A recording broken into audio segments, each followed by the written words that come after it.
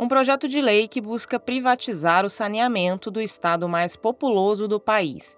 Um projeto de lei apresentado por um governador que fez campanha como liberal na economia, mas não incluiu a venda da estatal no seu plano de governo. Um projeto de lei que tramitou de forma acelerada no ano que antecede eleições municipais.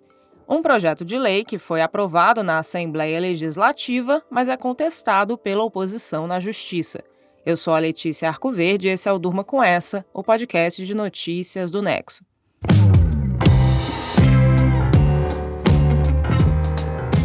Olá, eu sou a Suzana Souza e tô aqui com a Letícia para apresentar esse podcast que vai ao ar de segunda a sexta, todo começo de noite, sempre com notícias que podem continuar a ecoar por aí. Quinta-feira, 7 de dezembro de 2023. Dia seguinte à aprovação do projeto de lei que autoriza a privatização da Sabesp, a estatal paulista de fornecimento de água e tratamento de esgoto. 62 dos 94 parlamentares da Assembleia Legislativa votaram a favor do texto apresentado pelo governo de Tarcísio de Freitas, do Republicanos.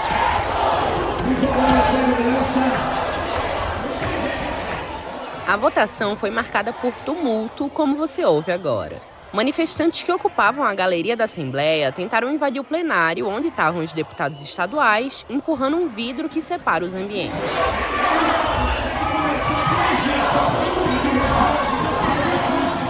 A sessão foi interrompida. A polícia militar usou gás de pimenta e cacetetes contra os manifestantes e alguns foram detidos. 4 filiados ao Partido Unidade Popular vão responder por suspeita de associação criminosa, lesão corporal, resistência e desobediência. A legenda de esquerda, assim como outros partidos da oposição, criticou a atuação da polícia na Assembleia. Depois dessa confusão, a oposição não voltou ao plenário quando a sessão foi retomada, abdicando de votar contra o projeto ou registrar a presença. O projeto de lei precisava de pelo menos 48 votos para passar. Como a gente falou, recebeu 62, de um total de 94 parlamentares. E agora vai para a sanção do governador. Houve só um voto contrário na sessão da Assembleia. A Sabesp já é uma empresa com capital aberto e ações negociadas em bolsas de valores, mas o estado de São Paulo hoje detém pouco mais da metade da participação e por isso controla a empresa. Com a autorização da Assembleia, o poder público paulista vai poder vender ações até perder o controle da empresa, que passará para as mãos de investidores do setor privado. O projeto de lei aprovado determina que o poder público terá a Golden Share, ou ação de ouro, que é um mecanismo que dá possibilidade de veto a certas mudanças. O Estado poderá impedir mudanças no nome ou na sede da Sabesp, no objeto social, ou seja, nas atividades da empresa, e também vai poder limitar o exercício de votos, ou seja, restringir o poder de outro acionista ou grupo de acionistas, em termos que ainda não estão totalmente definidos. A abrangência dessa Golden Share e essa falta de definições tem sido alvo de dúvidas e questionamentos da oposição e de especialistas. A oposição promete ir à justiça a fim de barrar o processo de privatização. O grupo diz que a gestão Tarcísio propôs a discussão da privatização às pressas e sem transparência, com o objetivo de imprimir uma marca liberal ao governador no seu primeiro ano de mandato. Além disso, segundo eles, a Sabesp é uma empresa que dá lucro e, por isso, não seria desejável repassá-la ao setor privado. A estatal lucrou 3 bilhões e 120 milhões de reais em 2022.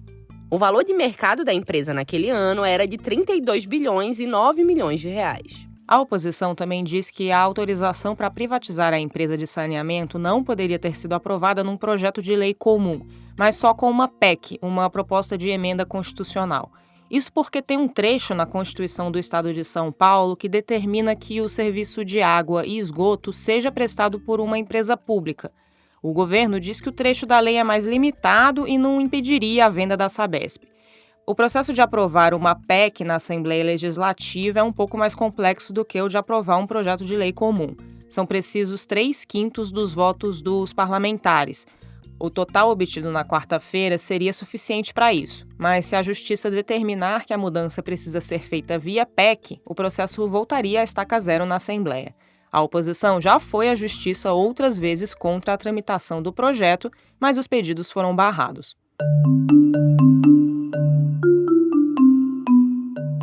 O governador Tarcísio de Freitas enviou o projeto de lei que autoriza a privatização da Sabesp para a Assembleia Legislativa em 17 de outubro, sob o regime de urgência para tentar correr com a tramitação. A pretensão dele é concluir o processo de privatização até o final de 2024. O governo de São Paulo diz que a venda da empresa para a iniciativa privada pode gerar 66 bilhões de reais em investimentos até 2033. E esses valores podem ser usados para universalizar o acesso à água e esgoto tratado no estado. Tarcísio também diz que a privatização tem potencial para reduzir os custos operacionais da empresa. E esse ganho de produtividade, segundo ele, poderia se converter na redução da tarifa de água e esgoto para os consumidores. A oposição e os críticos à privatização questionam esses argumentos, lembrando que muitas cidades pelo mundo que privatizaram o seu saneamento depois voltaram atrás e reestatizaram o serviço. A tramitação do projeto na Assembleia durou menos de 2 meses. Por estar sob regime de urgência, o texto não passou por comissões como a de Infraestrutura ou a de Constituição, Justiça e Redação. Foi formado um congresso de comissões que reúne parlamentares de todos esses colegiados para debater o texto e acelerar o trâmite.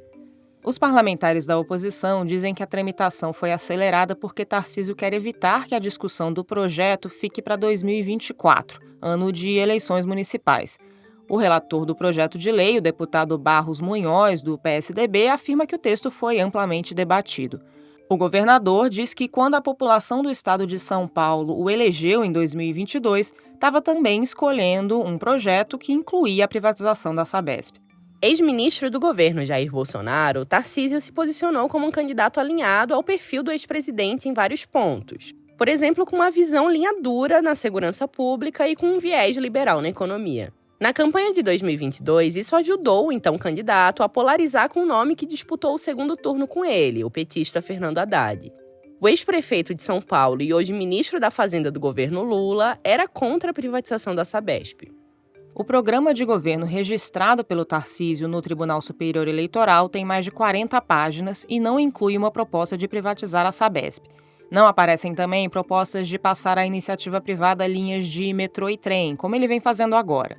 Nos 2 casos, governos anteriores do PSDB haviam manifestado o desejo de privatizar esses serviços ou dado início a esse processo.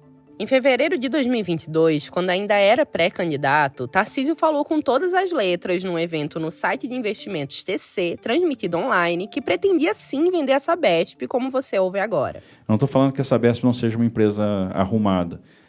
Perante as outras que nós temos, é uma empresa já listada, mas que, sem dúvida nenhuma, o controle privado vai ser muito melhor. E eu não tenho dúvida disso, é uma meta. Se chegando lá, a gente vai vender Sabesp, sim, vai vender participação na Sabesp. Mas ao longo da campanha, até outubro daquele ano, ele deixou de afirmar tão abertamente que um eventual governo seu iria vender a Sabesp. Na medida em que o PT intensificou as críticas à privatização, dizendo que o processo poderia aumentar o preço das contas de água, o então candidato do Republicanos passou a dizer que iria estudar a possibilidade. Em setembro, num novo evento do mesmo site de finanças, depois de elogiar a possibilidade de privatizar a estatal, Tarcísio disse que, se fosse eleito, o seu governo estudaria o tema. Então, quando a gente considera isso tudo, eu vou ver o seguinte: faz sentido. Faz sentido. Temos que ter responsabilidade, porque é um recurso estratégico? Temos. Para isso, você pode diluir capital e não ter uma saída abrupta, você pode não sair de uma vez só, você pode manter Golden Share, ou seja, tem uma série de coisas que você pode fazer. Então, eu acredito que é uma coisa que, no mínimo, tem que ser muito estudada com afinco, e nós vamos estudar, pode ter certeza. Os estudos do governo começaram em junho de 2023 com a contratação da International Finance Corporation, instituição ligada ao Banco Mundial. Em outubro veio o projeto entregue à Assembleia. E agora a aprovação. Como comparação, a privatização da Eletrobras, realizada pelo governo Bolsonaro, demorou quase 2 anos só em tramitação no Congresso. A proposta foi apresentada pelo então ministro da Economia, Paulo Guedes, em novembro de 2019 e aprovada em junho de 2021. A conclusão do processo de venda das ações para o setor privado aconteceu 1 ano depois. A privatização da Eletropaulo, estatal de energia vendida ao setor privado pelo tucano Mário Covas na década de 90, foi um processo longo. Covas foi eleito governador em 1994 com planos de privatização. O programa de desestatização, que incluía a Eletropaulo, passou pelo menos 5 meses em tramitação na Assembleia até ser sancionado em 1996. A Eletropaulo foi privatizada em 1998. 10 anos depois, ela foi comprada pela italiana Enel, que em 2023 está sendo cobrada por uma série de apagões que afetaram milhões de consumidores após fortes temporais. A crise motivou comparações com os planos de Tarcísio para a Sabesp.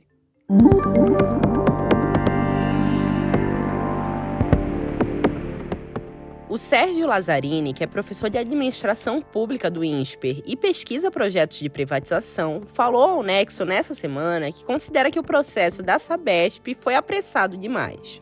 Nas palavras dele, o governador tem buscado empurrar essa agenda sem muita discussão. Abre aspas para o pesquisador. Privatização demora e requer discussão, especialmente no caso de estatais prestando serviços críticos e dada a possibilidade de contestação posterior pelo judiciário e órgãos de controle. Fecha aspas. Para ser viabilizada, a privatização da Sabesp também precisa passar pela Câmara Municipal de São Paulo. Isso porque a capital paulista representa 55% do faturamento da estatal. E, pela lei municipal, qualquer mudança no controle acionário da empresa faz com que a prefeitura volte a assumir o controle de água e esgoto na cidade. A Sabesp foi fundada em 1973 e atende 375 municípios do estado de São Paulo e mais de 28 milhões de pessoas. Em 2024, eleitores vão às urnas para escolher prefeitos e vereadores. Principal pré-candidato da esquerda na capital paulista, o deputado federal Guilherme Boulos, do PSOL, disse nesta quinta-feira que o partido vai acionar a justiça contra a aprovação do projeto da Sabesp. Ele atribuiu o tumulto no plenário à falta de diálogo e disse o seguinte, abre aspas, não houve consulta à sociedade, não há justificativa razoável para se conduzir a privatização da Sabesp. Ainda mais de uma forma atropelada, sem diálogo, às escondidas, como Tarcísio conduziu. Fecha aspas. A gente falou no início que o projeto de lei foi votado sem a presença da oposição, que se recusou a participar da sessão. Mas o texto recebeu um voto contrário, de uma parlamentar de um partido da base aliada do Tarcísio. A responsável pelo voto foi a delegada Graciela, deputada do PL, que tem Franca como base eleitoral. A parlamentar disse que, como a cidade dela é atendida pela Sabesp e tem ótimos índices de saneamento básico, ela teme que privatizar a estatal piore o serviço prestado pela empresa. Segundo o jornal Estado de São Paulo, a delegada Graciela pode disputar a prefeitura de Franca em 2024.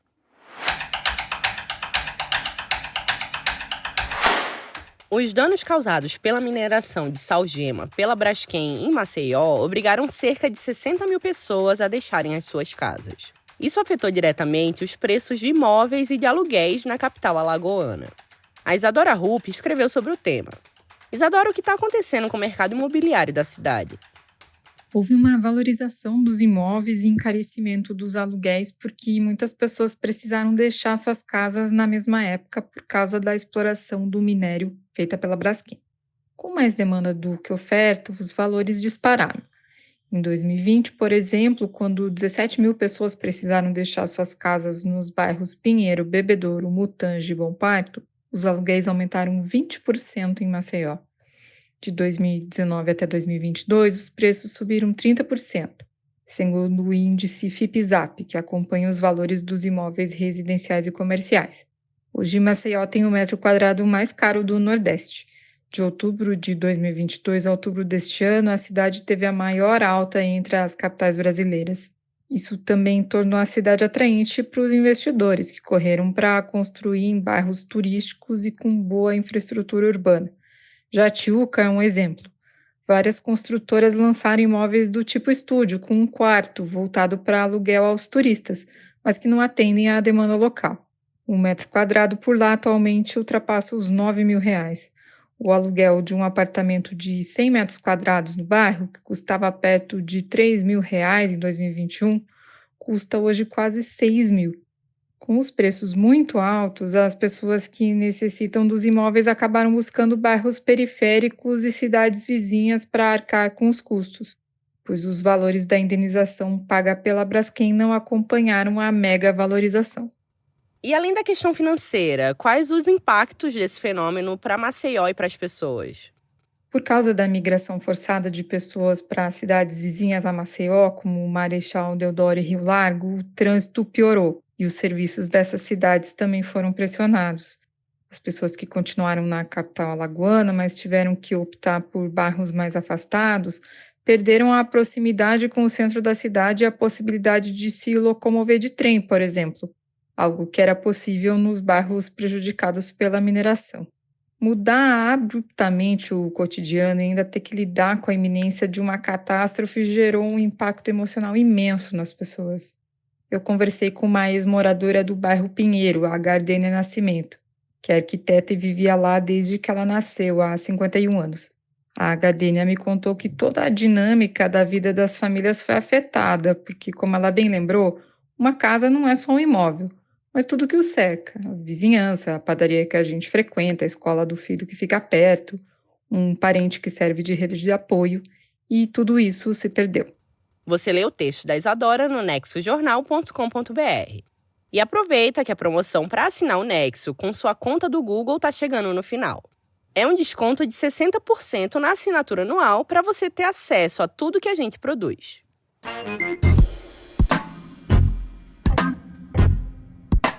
O fim de semana já está no horizonte, então é dia de Gama Revista no Durma Com Essa. A sessão traz dicas culturais que vêm da newsletter Achamos que Vale.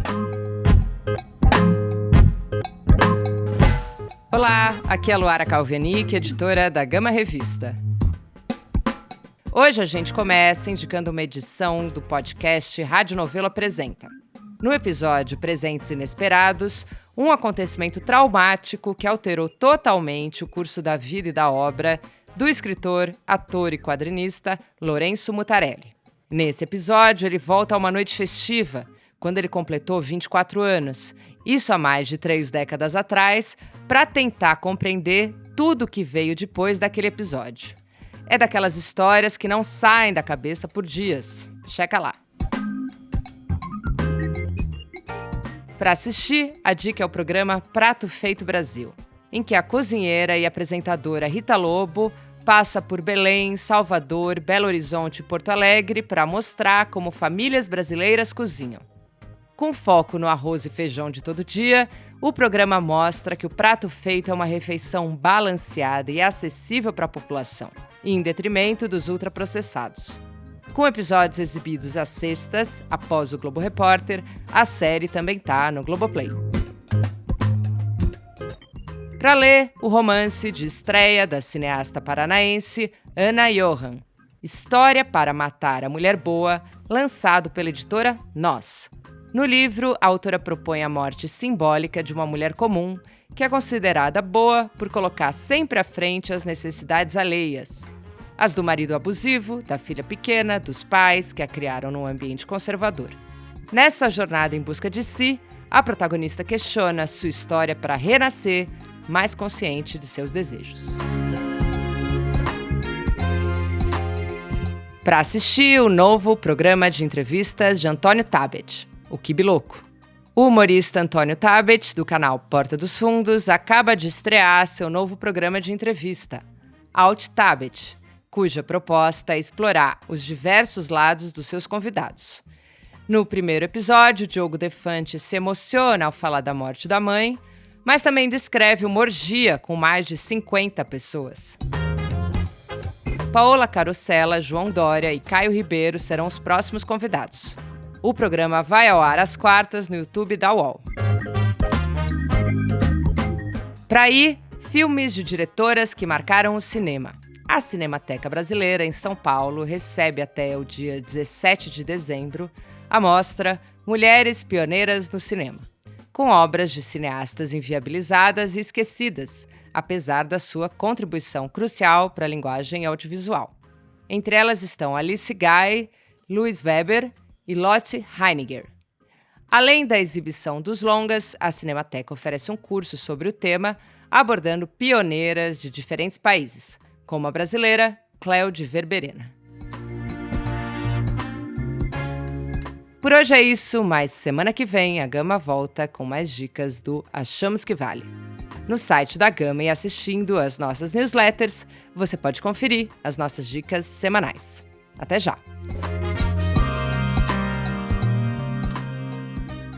Da aprovação acelerada da privatização da Sabesp na Assembleia de São Paulo, passando pelos efeitos do afundamento causado pela mina da Braskem na Moradia em Maceió e terminando com as dicas da semana da Gama Revista, durma com essa.